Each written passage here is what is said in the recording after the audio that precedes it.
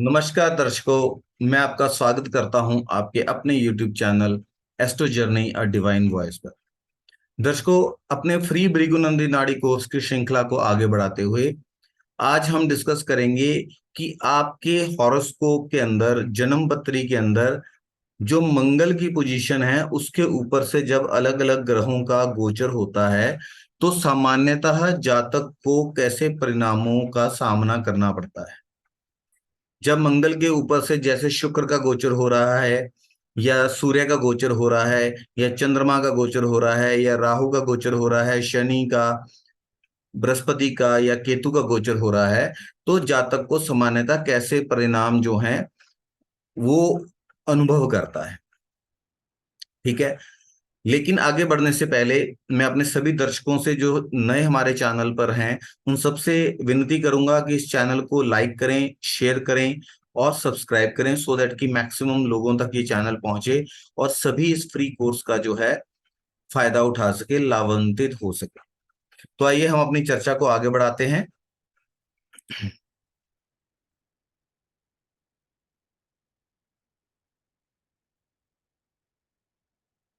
दर्शकों, भृगु नंदी में जब आपके जन्म के मंगल के ऊपर से बाकी ग्रहों का गोचर होता है तो सबसे पहले हम बात करेंगे ग्रहों के राजा सूर्य की। जब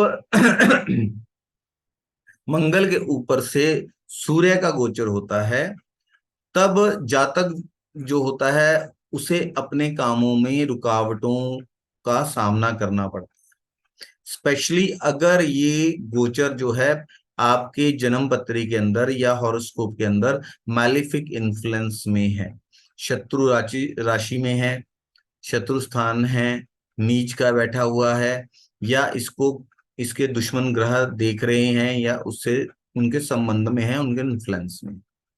ठीक है। लेकिन वहीं पर अगर बृहस्पति के साथ आपके मंगल का संबंध है, बृहस्पति का आशीर्वाद मिल रहा है, तो ये आपको एक नई ऊंचाइयां, एडमिनिस्ट्रेटिव की पावर भी दे सकता है, राजनीति में अच्छी सफलता दिखा सकता है। आप एक दमदार और दबंग पर्सनालिटी के रूप में समाज में उभर सकते हैं जिसका कि अच्छा दबदबा और स्टेटस हो। ठीक है। अब ऐसी स्थिति में जातक के जो पिता होते हैं उनके भाइयों द्वारा भी बाधाएं उत्पन्न की जाती हैं, या जातक के पिता को अपने भाइयों से कोई बाधा या समस्या होगी, या कोई विवाद हो जाएगा, या अपने चाचा ताऊ की तरफ से, स्पेशली चाचा की तरफ से कोई विवाद जो है आपकी फैमिली के साथ हो सकता है। आपको अपने काम में उनकी तरफ से बाधाएं उत्पन्न होती हुई दिख सकती हैं। ठीक है। जब मंगल के ऊपर से सूर्य का गोचर होता है तो ये प्रकृति को शरीर में बढ़ा देता है, इम्बैलेंस कर देता है। शरीर में गर्मी जो है वो बढ़ जाती है। और जैसा कि आप जानते हैं कि सूर्य और मंगल दोनों जो हैं वो अग्नि तत्व के प्लेनेट हैं, तो आपको हाई बीपी का प्रॉब्लम भी दे सकता है। टेम्पररी या परमानेंट तौर पर डिपेंड करता है कि आपके जन्म पत्री के अंदर हॉरोस्कोप में कैसा बेसिक जो है कॉम्बिनेशन बनता है। क्योंकि जैसे कि मैं हमेशा बताता हूं कि जो स्टैटिक ज्योतिष है उसके ऊपर ही डायनेमिक ज्योतिष डिपेंड करता है। अकेला डायनेमिक ज्योतिष कुछ नहीं कर सकता। ठीक है। स्टैटिक ज्योतिष मतलब जो आपकी जन्मपत्री में जो ग्रह हैं उनकी जो स्थिति है, जो योग बन रहे हैं, उन्हीं का फल आपको डायनेमिक ज्योतिष यानी कि गोचर द्वारा समय के साथ दिया जाता है। ठीक है।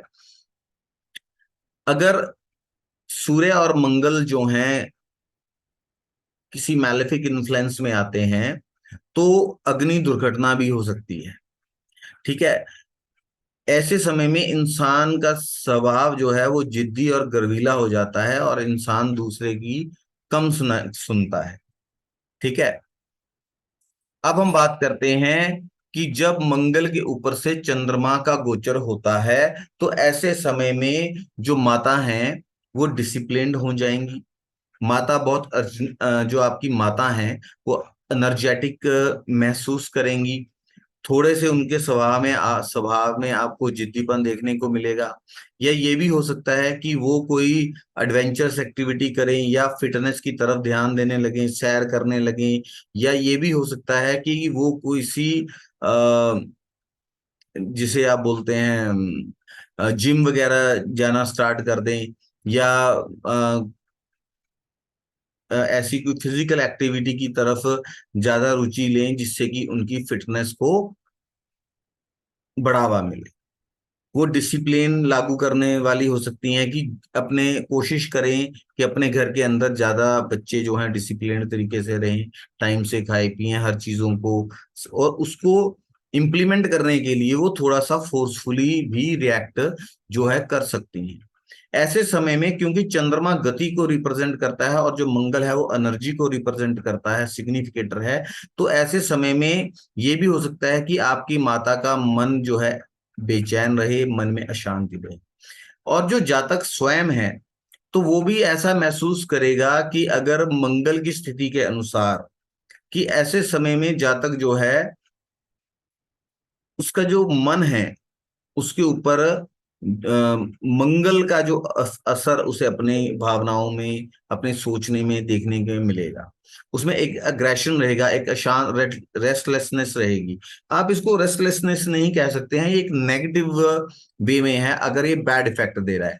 अगर वहीं ये कॉम्बिनेशन जो है पॉजिटिव इफेक्ट के अंदर है आपके जन्म पत्री के अंदर, तो हो सकता है कि आप में एक जोश की ऊर्जा का संचार हो, आपका मन ऊर्जा से भरा रहे, आप कुछ करना चाहें, कोई एक्टिविटी करना चाहें, जिम जाने लग जाएं, अपनी सेहत पे ध्यान देने लग जाएं, अपने सौंदर्य पे ध्यान देने लग जाएं, अपने कपड़ों पर ध्यान देने लग जाएं।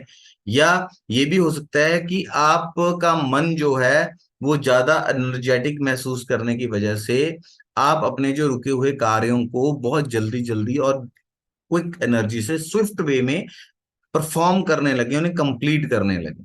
ठीक है। मंगल जो है भाई को रिप्रेजेंट करता है, सिग्निफिकेटर है भाई का। तो चंद्रमा यात्रा का सिग्निफिकेटर है, तो ये भी हो सकता है कि आपके छोटे भाई किसी यात्रा पर जाएं। ठीक है। यदि जन्म पत्री किसी महिला जातिका की हो तो मंगल जो है वो पति का कारक है। एज पर भृगुनंदी नाड़ी, हम ये बात भृगुनंदी नाड़ी के हिसाब से कर रहे हैं, बिकॉज अलग अलग पद्धति में अलग अलग कारक तत्वों में थोड़ा सा डिफरेंस आपको देखने को मिलेगा। एक पुरुष शक्ति की तरफ, एक पुरुष ऊर्जा की तरफ की तरफ जो महिला अट्रैक्टेड फील करती है, मंगल उसे रिप्रेजेंट करता है। मंगल पति को रिप्रेजेंट करता है एक फीमेल जातिका की जन्म पत्री के अंदर। तो ये एक काफी संभावना रहती है कि ऐसी स्थिति में आपके पति किसी यात्रा पर जाएं, या आपके मन में आपके पति के साथ कुछ मिसअंडरस्टैंडिंग्स क्रिएट हो। अगर मंगल नीच का है तो हो सकता है कुछ मनमुटाव हो जाए, या कुछ घर में जो लाउडनेस लगे।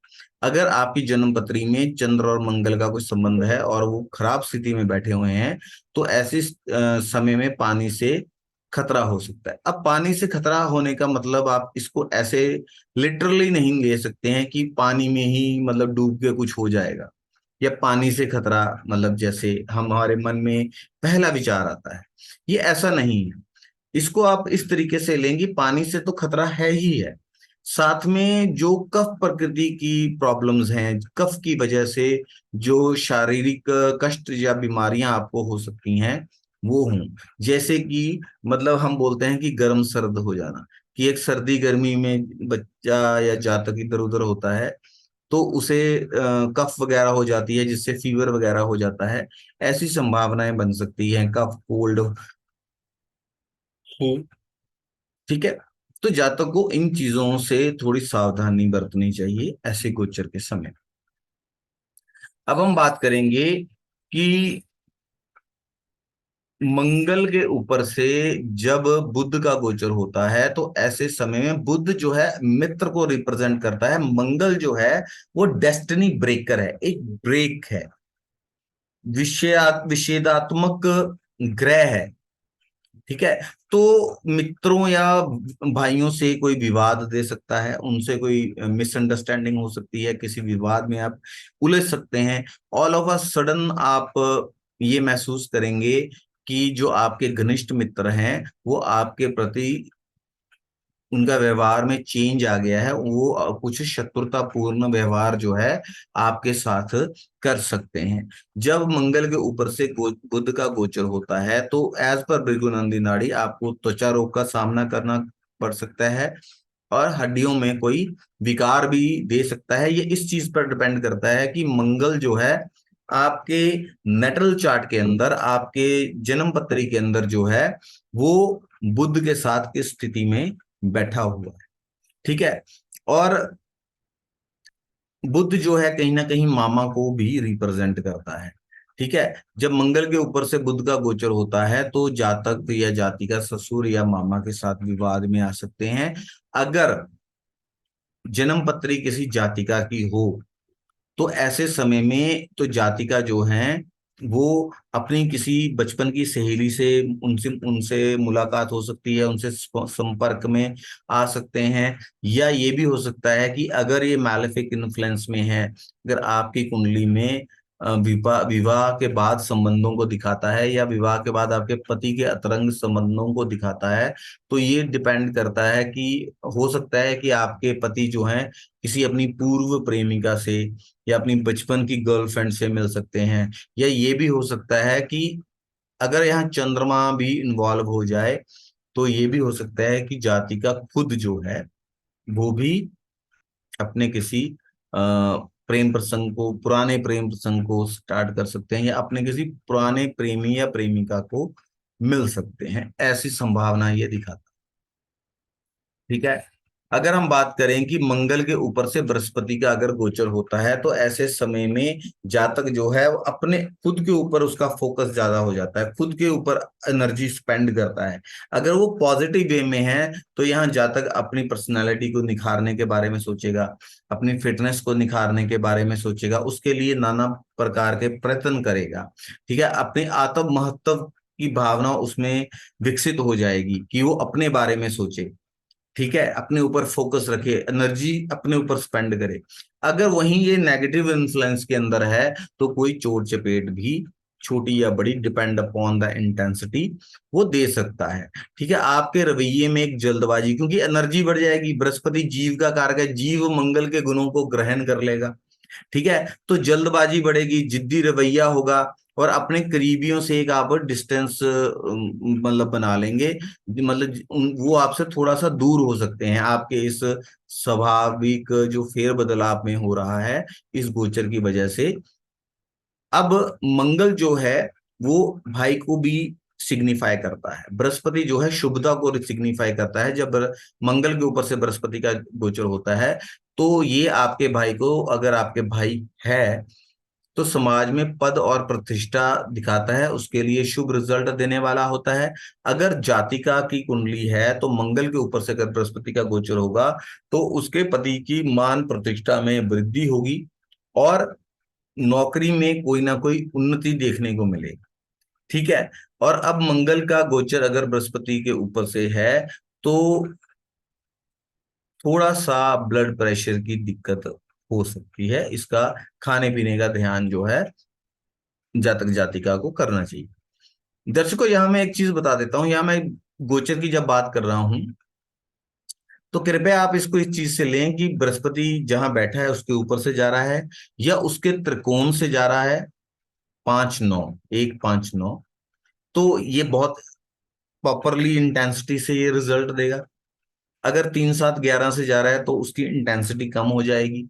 अगर 2 या 12 से ये गोचर हो रहा है आपके मंगल से बृहस्पति दूसरे या 12वें घर से गोचर कर रहा है तो ये और भी कम इंटेंसिटी से इफेक्ट्स आपको देखने को मिले।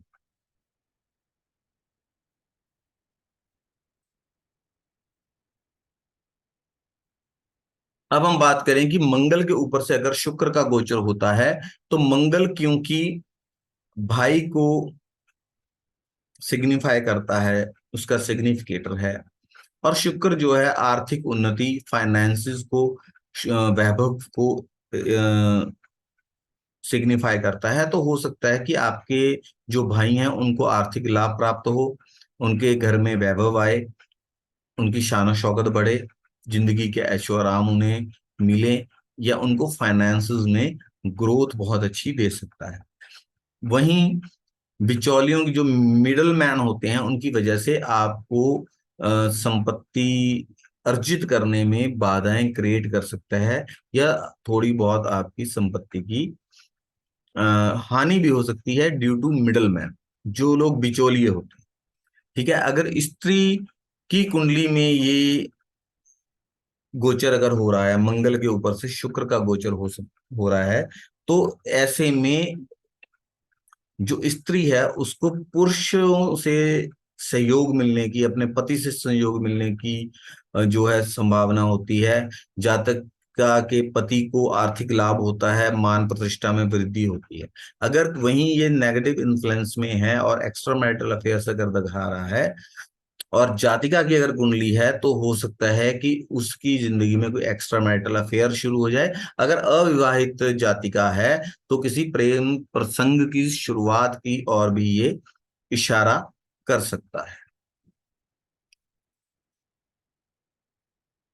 अब मंगल के ऊपर से अगर शनि का गोचर हो या 1-5-9 से शनि का गोचर होता है, ऐसी स्थिति में जातक को अपने प्रोफेशनल फ्रंट के ऊपर काफी चुनौतियों का सामना करना पड़ता है। अगर वो नौकरी कर रहे हैं, खासकर वो अगर नौकरी कर रहे हैं, तो अपने वरिष्ठ जो अधिकारी हैं उनकी तरफ से अप्रसन्नता रहती है। जातक कितने भी एफर्ट्स करता है उसे क्रेडिट नहीं मिलता, और उसके जो वरिष्ठ अधिकारी हैं उससे अशांत रहते हैं, उनके गुस्से का उन्हें सामना करना पड़ता है। और वैसी जो उसे क्रेडिट और वाहवाही मिलनी चाहिए, बहुत सारे एफर्ट्स डालने के बावजूद भी वो उसे नहीं मिलती है। ठीक है, अपने सीनियर ऑफिसर से कोई विवाद विवाद या कोई झगड़ा भी हो सकता है।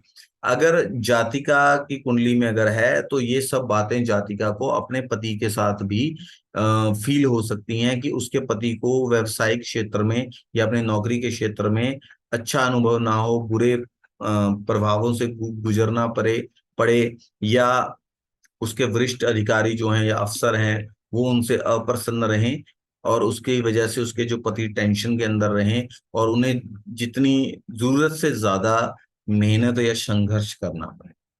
ये चीज शनि की पोजीशन के ऊपर भी डिपेंड करती है, कि शनि अच्छी पोजीशन में बैठे हैं या खराब पोजीशन में बैठे। क्योंकि यहाँ पर शनि जो है मंगल की एनर्जी को अब्जॉर्ब कर रहे हैं। ठीक है, अगर तो शनि बहुत अच्छी पोजीशन में बैठे हैं, यहाँ क्या होता है कि मंगल अपनी सारी शक्ति जो है शनि को दे देते हैं। अगर तो अच्छी पोजीशन है आपके बर्थ चार्ट के अंदर, आपके हॉरोस्कोप में, तो आपको देखने को मिलेगा कि जातक बहुत चालाकी से उस ऊर्जा का इस्तेमाल करता है और तरक्की लेता है। लेकिन वहीं पर अगर ये कॉम्बिनेशन कोई अशुभ है, या मंगल अच्छी स्थिति में नहीं है, या शनि की स्थिति अगर खासकर अच्छी नहीं है, तो फिर मतलब आपको बुरे प्रभाव ज्यादा देखने को मिल सकते हैं। ठीक है, अब हम बात करें कि मंगल के ऊपर से अगर राहु का गोचर हो रहा हो, राहु को इंग्लिश में ड्रैगन हेड भी कहते हैं, तो ऐसी स्थिति में जातक के लिए जो है शारीरिक तौर पर चोट चपेट लगने का खतरा हो सकता है, रक्त में कोई दोष आ सकता है, मतलब रक्त संबंधी कोई बीमारियां हो सकती हैं। उसके भाई को जीवन में संघर्ष और कठिनाइयों का सामना करना पड़ सकता है। अगर ये स्त्री जातिका की कुंडली है, तो मंगल पति को रिप्रेजेंट करता है, तो पति का कोई मतलब एक्सीडेंट हो सकता है, एक्सीडेंट के योग बनाता है, कोई व्हीकल का एक्सीडेंट हो सकता है, या एनिमीज, क्योंकि मंगल शत्रुओं का भी कारक है, और जो राहु है वो षड्यंत्र का कारक है। तो शत्रुओं द्वारा षड्यंत्र करके उनके पति को कोई प्रॉब्लम क्रिएट की जाना उसके पति के लिए, ऐसी संभावनाएं भी होने की संभावना है। ठीक है, अब हम बात करें कि मंगल के ऊपर से अगर केतु का गोचर हो, अब दोनों ही फायरी प्लैनेट्स हैं, केतु भी डिटैच करता है, मंगल भी डेस्टिनी ब्रेकर है, तो ऐसी गोचर के समय में तो जातक को अपने भाई की तरफ से चिंता हो सकती है, दुखों के कारण हो सकता है, भाई द्वारा उत्पीड़न हो सकता है, भाइयों से झगड़ा हो सकता है, जातक को नर्वस सिस्टम ब्रेकडाउन हो सकता है, नर्वस सिस्टम से संबंधित प्रॉब्लम हो सकती हैं, और शारीरिक कमजोरी, एनर्जी लेस फील कर सकता है। ठीक है, मतलब एकदम जातक जो है महसूस करता है कि एनर्जी नहीं है, बहुत सारा आलस आ जाता है, ऐसी चीजें जातक को अनुभव हो सकती हैं।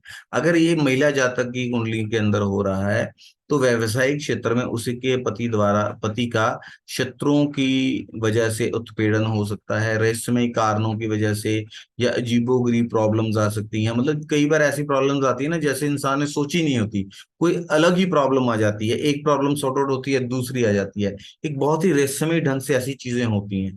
या उसके पति को कोई वहम आ सकता है कि वो इन्हीं रहस्यमय हेलुसिनेशन में जा सकता है, कि रहस्यमय मतलब प्रॉब्लम में फंस गया, और जिसका उसे कोई अंत दिखाई नहीं दे रहा है, और लास्ट में जब उसको प्रॉपरली देखा जाता है तो एक्चुअली कुछ होता नहीं। तो ऐसी प्रॉब्लम्स का सामना भी जातिका के पति को करना पड़ सकता है, और जातिका और उसके पति के बीच में मिसअंडरस्टैंडिंग्स, लड़ाई झगड़े इस गोचर के दौरान देखने को मिल सकते हैं। तो ऐसे समय में सबसे पहले जातक और जातिका दोनों को, मतलब उसके पति और जातिका जिसके कुंडली में ऐसा गोचर हो रहा है, उन्हें अपनी जो वाणी है उसके ऊपर नियंत्रण रखना चाहिए। किसी को झूठा वचन नहीं देना चाहिए, किसी को अपशब्द नहीं बोलने चाहिए, किसी के साथ रूड बिहेव नहीं करना चाहिए, किसी को झूठा वादा प्रॉमिस नहीं करना चाहिए, वचन नहीं झूठा देना चाहिए। इन चीजों का अगर दोनों पालन कर लें, तो ये गोचर के समय में वो आराम से, मतलब बिना किसी मेजर डेंट के उनके रिलेशन में, वो इस गोचर से निकल सकते। ठीक है, मैं उम्मीद करता हूं कि जो मंगल के ऊपर से गोचर आज हमने डिस्कस किया, तो वो सभी जातकों के लिए फायदेमंद साबित होगा। अगर किसी जातक की, अगर किसी व्यूअर की, माफ कीजिएगा, कोई क्वेरी हो, तो कृपया वो कमेंट में पूछ सकते हैं।